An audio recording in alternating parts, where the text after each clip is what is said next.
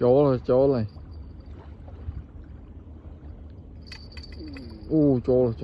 không pi cái lỗ ăn giữa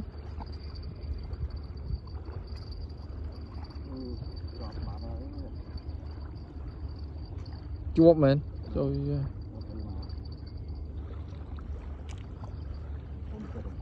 lần cao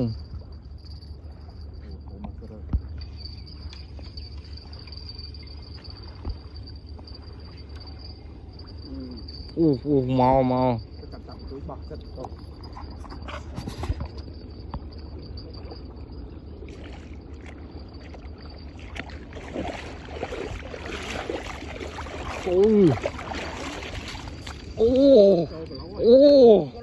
ôi da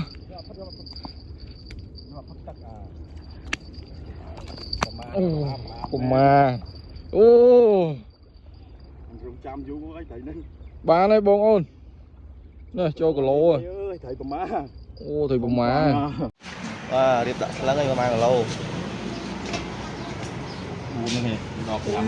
buồn lâu chiếc thôi buồn cái lô mà khám 4 kg một hám